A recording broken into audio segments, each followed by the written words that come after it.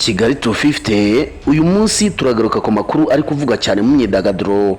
Abagize Urban Boys bongeye kugira icyo bavuga ku kwiyunga kwabo ndetse bavuga amagambo agaragaza ko badashaka gusaza banduranya. Abakunzi ba King James bari guhabwa umuhuro ukomeye kubijyanye no kugura amatike y'igitaramo cye kugira ngo batagwa mu mutego w'abatekamutwe.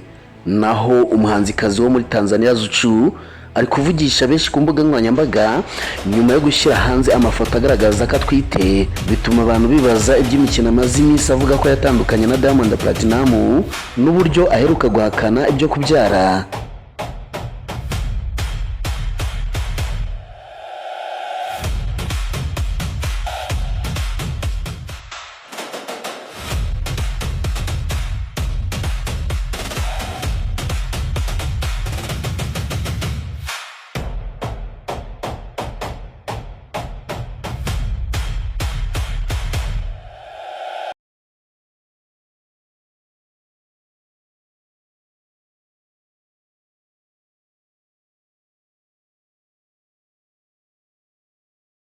Murakaza neza kuri Kigali 250, urubuga rwagezaho amakuru agezweho y'imyidagaduro, umuziki, ibyamamare n'udushya dutandukanye bishyushye byizewe kandi bikunogeye.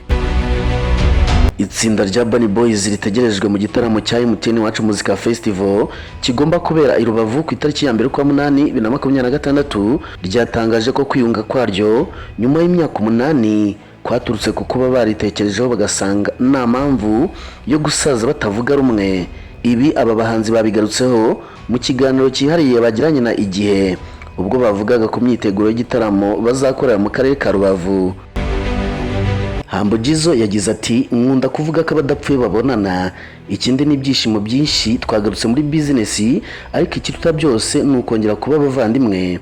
Byaba bibabaje kuba twarabyirukanye turi inshuti hanyuma tugasaza tutumvikana. Nkeneye kubona umwana wanjye cyangwa umugore wanjye afitanye ubucuti na Safi na Nizzo, ikindi tugomba gusaza tutanduranya. Ku ruhande rwa Safi yagize ati, si iterabwoba aba bahungu bagarutse muri business. Ikindi nakomeje kumva abantu bavuga ko bamaze imyaka 8 bababaye, twiseguye kubo twababaje, natwe ntabwo twari twishimye, ariko ubuzima nuko bumeze kuko buri kintu kiba gifite impamvu. Aba bahanzi banaboneyeho gutumira abakunzi babo bazitabira igitaramo bazakorera mu karere ka Rubavu. Urban Boys bavuga ko kuba bagiye kongera gutaramira Rubavu ari amateka yihariye kuko ariho bakora igitaramo cya nyuma mbere yo gutandukana mu Kwakira 2017, bityo rero bakaba babifata nk'aho basubukuye aho urugendo rwabo rwari rwarahagarariye. Abari kugura amatike y'igitaramo cya King James mu buryo bw'amagendu basabwe kwitwararika baburirwa ko bashobora kwibwa amafaranga yabo mu gihe baguze amatike atizewe kuko hari abari kugurisha y'amahimbano. Ibi byatangajwe na Bruce Intore, umuyobozi wa Intore Entertainment iri gutegura igitaramo cya King James azizirizamo imyaka 20 amaze mu muziki. Ibi byatangajwe mu gihe bamwe mu bamaze kugura amatike y'iki gitaramo bari kuyagurisha abandi. Mu bitaramo bitandukanye hakunze kubaho ko umuntu agera ku muryango agasanga itike ye yaramaze gukoreshwa n'undi. Akenshi ibi biterwa n'uko umuntu agurisha itike imwe akayigurisha abantu benshi, maze uwihutiye kugera ku muryango akayinjiriraho abandi bagasigara bamanjiriwe. Mu mafoto Zuchu yashyize ku rubuga rwa Instagram agaragaza uyu muhanzikazi yambaye imyenda imufasha ku mubiri, indi igaragara neza mu mafoto asa n'ategereje kwakira umwana. Nubwo ibi bikomeje gukwirakwira si ubwa mbere havuzwe amakuru nk'aya. Mu minsi yashize Zuchu yahakanye amakuru avuga ko yaba yarabyaye cyangwa se atwite, avuga ko aya makuru nawe atayazi ndetse ko ari ibihuha byo ku mbuga nkoranyambaga.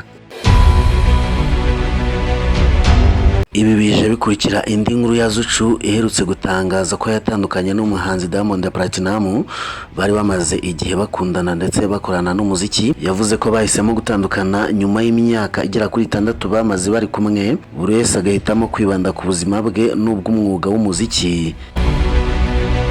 Ikindi cyongeye gukurira impaka nuko ubu mwirondoro wa Zuchu kuri Instagram atakigaragaramo akagikorana na label ya Wasafi ya Diamond Platinum.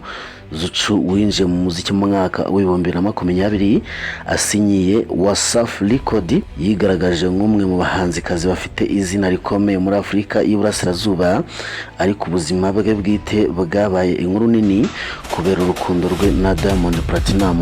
Ndagushimiye kuba wabanye nanjye ni Kigali 250, ubusanzwe njye nitwa Nero. Amakuru yo nakagaruka, mbifurije kugubwa neza.